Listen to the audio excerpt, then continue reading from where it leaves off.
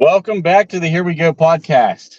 Today we are talking about none other than Brandon Aiyuk. Shocking development. Let me tell you, I know that no one else is talking about this information right now. I'm trying to bring you the hard-hitting facts that no one else wants to cover. Of course, we're all talking about Brandon Aiyuk.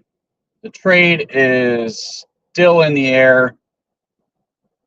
Is he going to get traded? Is he not going to get traded? There's so much speculation going on right now. But yesterday was the first time that I felt like this thing had real legs.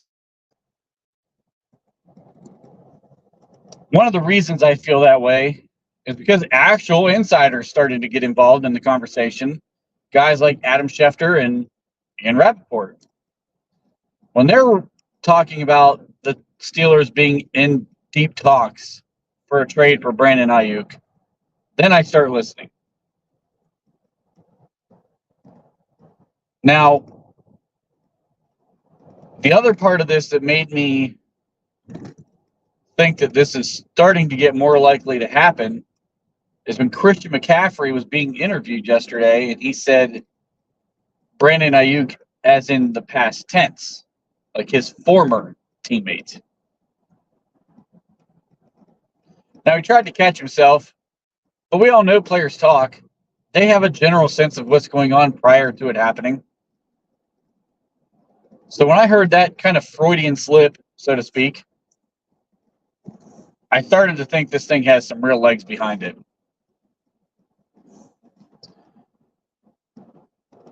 I'm still not wholeheartedly convinced this thing should happen.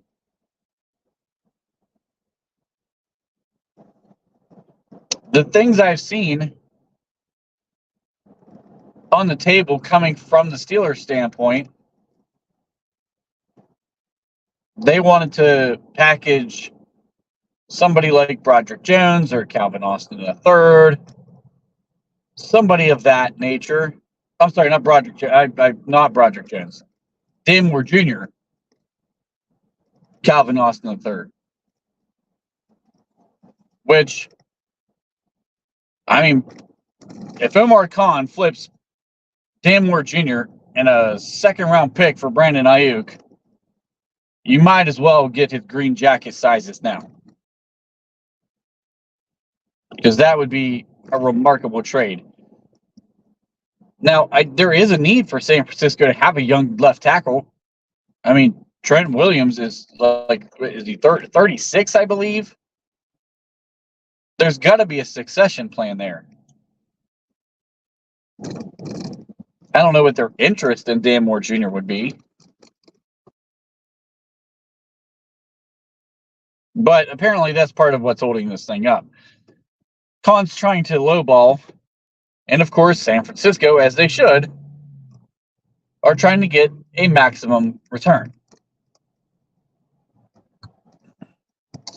I don't think the deal gets done for a guy like Dan Moore Jr. or Calvin Austin III. I think they're going to want somebody who's a much higher caliber player than either of those two. The most recent name I've seen floated out there has been James Daniels. Now, from one side of this thing, I can understand the Steelers' openness to talking with James Daniels about a trade. Now, they're not negotiating with him. They don't plan to bring him back. But as I've said a number of times, he was the most rock-solid guy on the offensive line for 3 years now. If you're going to trade that guy, who in the hell is going to play guard? I mean, there's no indications right now that Zach Frazier has beat Nate Herbig out in the center competition. But you almost have to just say, never mind, that competition's over because we need Nate Herbig to play guard.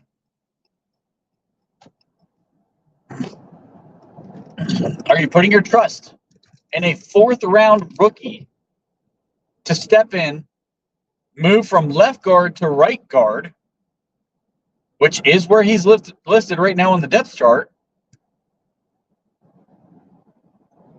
and say, hey, buddy, I know you played at a 1AA school, but guess what? You're going to be starting in the NFL day one. Which means you would have rookie center, rookie right guard, rookie right tackle. With a left tackle that has very limited reps in the NFL at left tackle. If you want to talk about recipe for disaster, that is the recipe for disaster. That is way too young for an offensive line. And as much as I like the young guys, I don't trust them. You can't trust rookies. I mean, they're going to give you some high-end plays for these high-end draft picks, and they're going to give you some real bonehead moments. That's just what rookies do.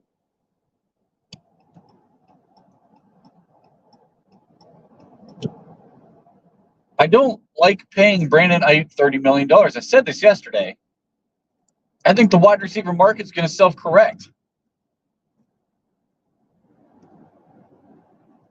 You're going to pay Aiyuk like a top 5 wide receiver, and I'm not convinced he's a top 5 wide receiver. I mean, he's in the top 10, but I don't think he's a top 5 wide receiver.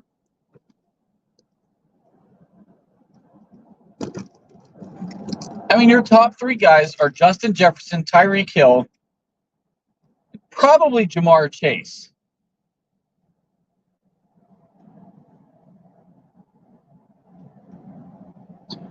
There's a number of guys in there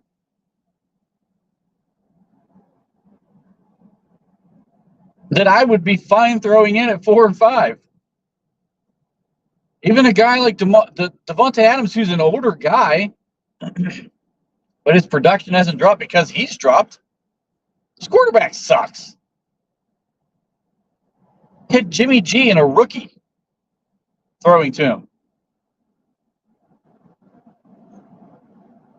He's still getting open.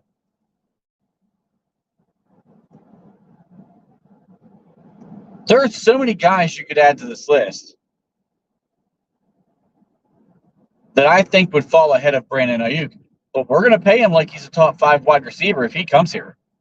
And that's the part, aside from the compensation we throw out there,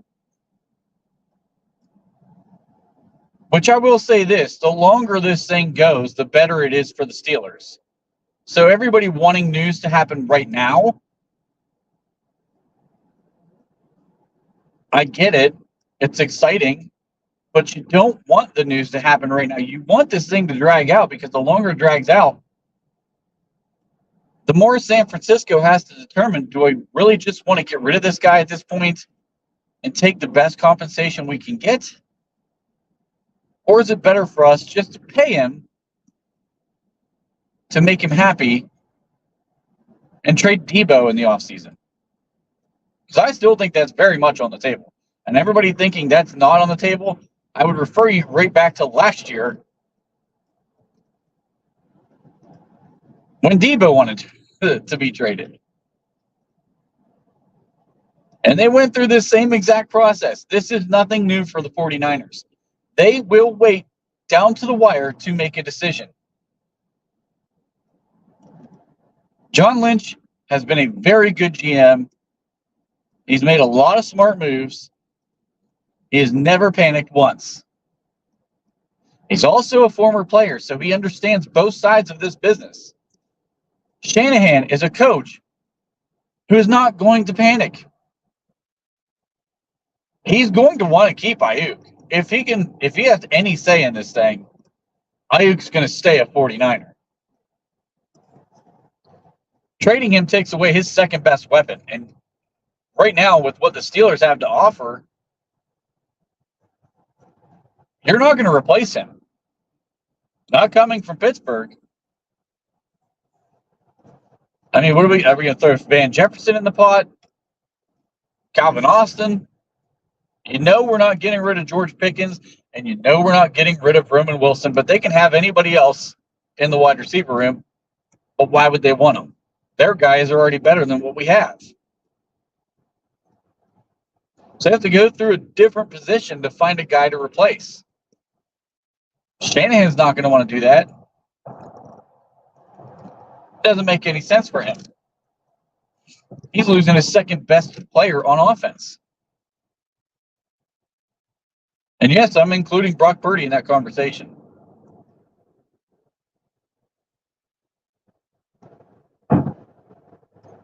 So I still don't think this thing makes sense from San Francisco's standpoint. But maybe they do decide to move on and they accept less than what we're anticipating they accept. I just don't see it when you're going to get a third-round compensatory pick for losing him in free agency. Why in the world would you not just pay the guy if you're not going to get the compensation you want? There's a San Francisco beat writer who says they're not going to get a first-round pick in this trade. If that's true, you've got my attention. Because one of my biggest things in this entire thing, outside of paying a guy $30 million to play wide receiver when you don't have a quarterback, is the fact that we're also going to have to give up a first-round draft pick to get that guy.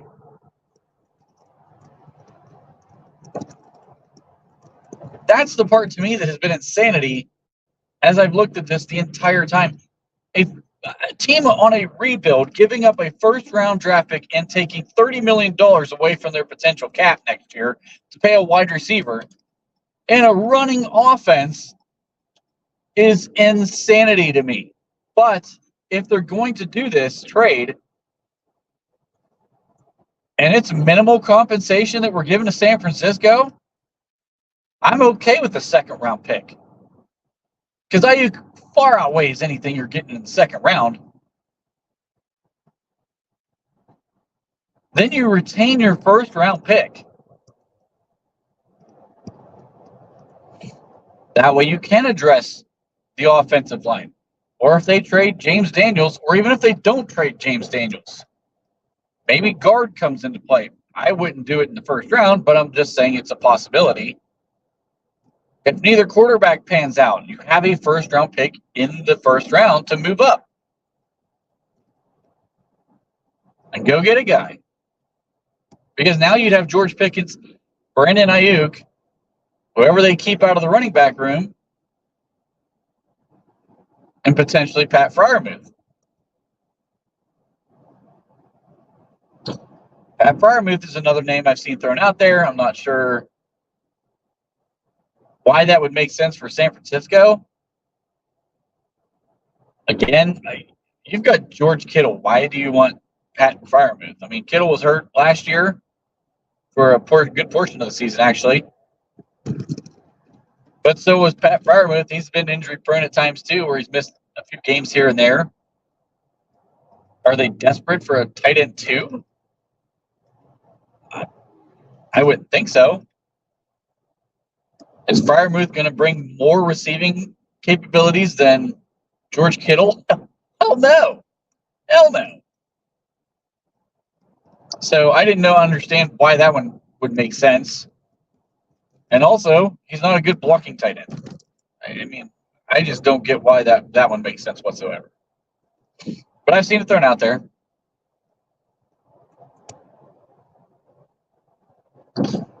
I mean, I'll say this, like I said at the beginning of this, I am taking this a lot more seriously now because I'm seeing the big names starting to report this thing.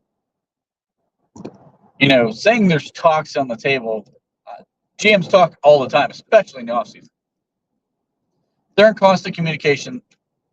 They're always looking to improve their rosters. The Steelers obviously have a glaring hole. And if we don't get Aiyuk, I don't expect this to be the last phone call Omar Khan makes this offseason. He's still going to be reaching out to other teams to see who's looking to move someone. He's still going to be willing to make deals.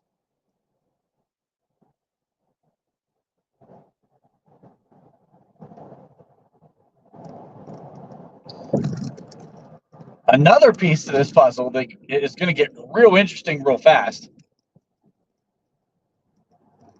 George Pickens has been talking a lot more this offseason and been asked a lot more this offseason, to be fair, about being the leader of the wide receiver room. Now, I'm not saying you can worry about the effects a trade like this would have on another player, because you need to worry about upgrading your team first, then worry about the impact it could have on another player. And it shouldn't be taken into consideration when you're making trades whatsoever. But I do think there's going to be a fallout if they make this trade, because now George is not the number one. He's back to being the number two. There's no doubt about right now, Aiyuk is the better receiver. George Pickens has the capability of being a number one receiver. Do we see some more of the outbursts and the temper tantrums that we've seen in the past from him? Because he thought he was going to be the guy, and then that falls off. Also, what's going to fall off are his targets because of this. Because whether anybody will say this or not, if it's 3rd and 5, Aiyuk is going to get that first down, and I'm not sure George Pickens can do that. He's never shown he can get that kind of separation consistently to be relied upon in that situation. Right now in our receiver room, it's Pat Freiermuth. This is the guy you're going to be looking at.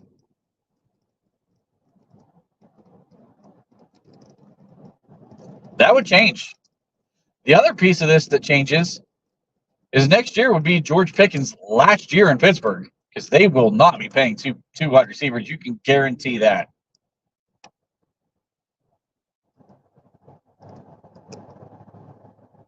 What effects would this have on Cam Hayward and his contract negotiations? You pay Brandon Aiyuk $30 million, you ain't paying Cam Hayward $20 million. That's not happening. Cam will be gone next year as well. And there's some fans that are going to be okay with that, because there's fans who already want him gone. I think that's being a little short-sighted. I think you're putting too much stock into his age. I think Cam's still going to be a good player this year. But I think bring Brandon Aiyuk over is all but the end for Cam Hayward. This will be his last year in Pittsburgh. There's going to be some fallout from this move. I'd be interested to know how many people are okay with the level of fallout that we're going to see from this. The last piece of this puzzle for me is, can we even keep Brandon Aiyuk happy? He wanted more targets in San Francisco. We're not throwing any more than San Francisco did.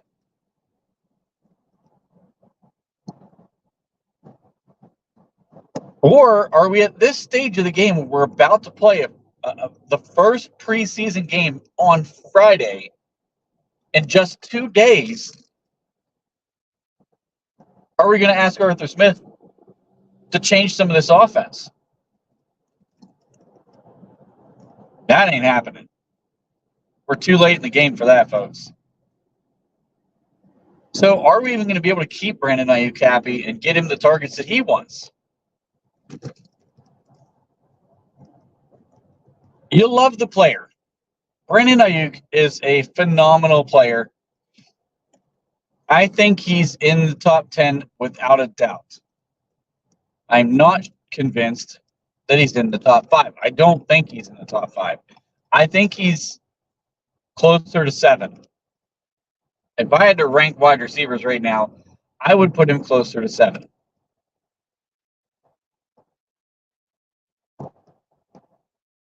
I'm not going to be upset if Brandon Aiyuk's a Pittsburgh Steeler today, tomorrow, the next day, week 1, whenever that happens, if that happens. But I hope fans are thinking about the fallout that's going to inevitably ensue from all of this. And do you truly think, as fans, we can keep him happy? Do you think we can keep George Pickens happy? Do you think that we're going to keep both wide receivers? Teams who've paid 2 wide receivers haven't really done well. And the Steelers are not a team that usually give a second contract to any wide receivers, let alone pay 2 of them. So I really, really want to know everyone's thoughts on this.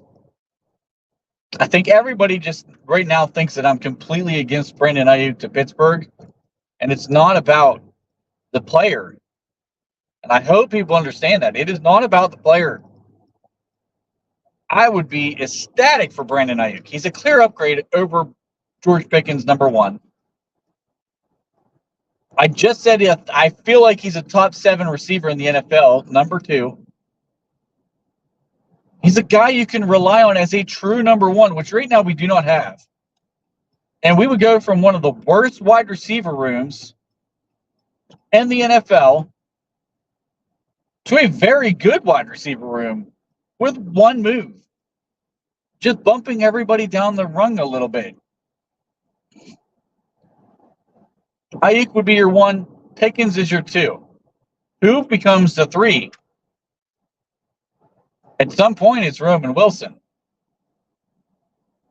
But is it Van Jefferson right now? If he's locked in as the wide receiver 2, he's played in the slot already throughout his career. You almost have to assume Van Jefferson becomes your number 3.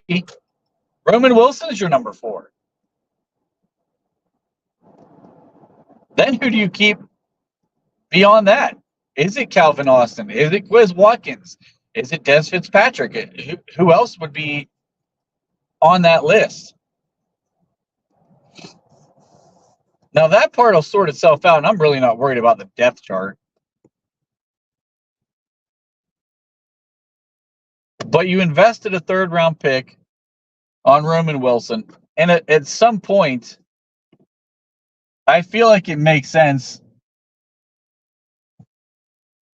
that Van Jefferson's job is really going to be interesting to see where this thing falls. Because I can't see saying, I got a 3rd-round rookie, we're going to just let him kind of ride the pine and be a guy who watches a guy who's not been productive throughout his career playing ahead of him. They're going to want to get Roman Wilson on the field.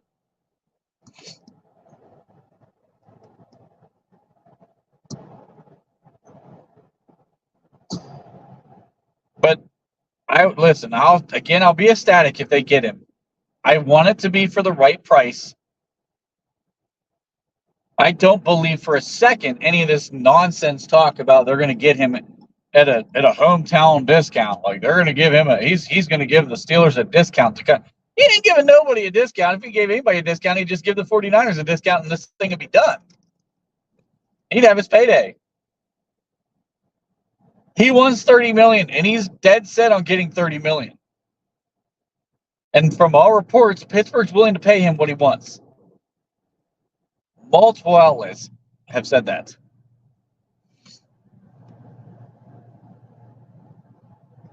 You ain't getting a discount. So you better be okay with giving him $30 million. That's what he's getting.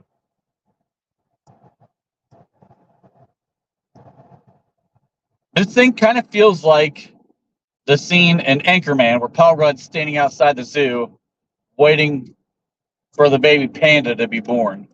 Like, I feel like we're all just going to be jumping on these Panda Watch Day 5. Like, but again, I actually think the longer this drags on, the better it is for the Steelers. So I know this is a huge topic in a talking point on X. It's every other thing you see on the feed is about Brandon Aiyuk right now. And I get it. But don't push this thing to be done because it's working in our favor by not being done yet.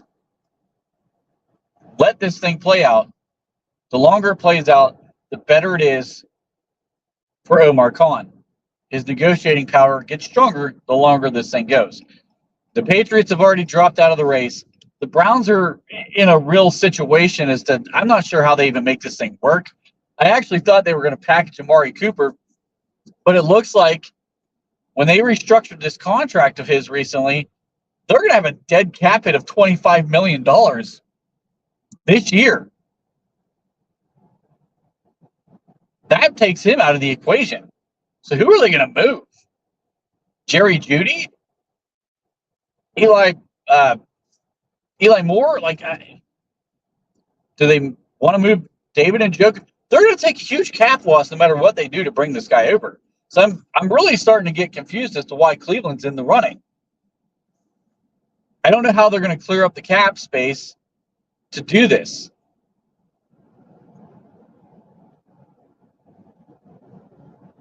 I will say this, it does kind of seem like it's Pittsburgh or bust right now.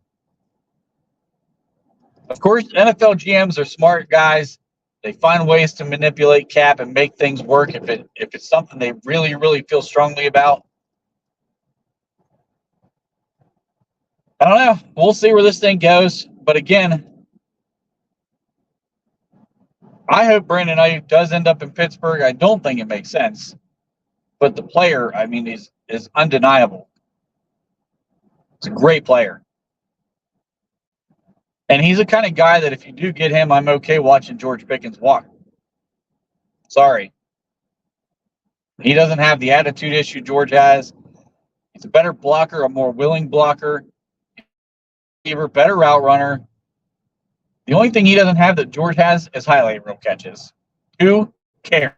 You can keep that shit. So tell me what you think about this. This is a hot topic. Somebody's going to have something to say on it. Let me know if you disagree, if you agree with me on this.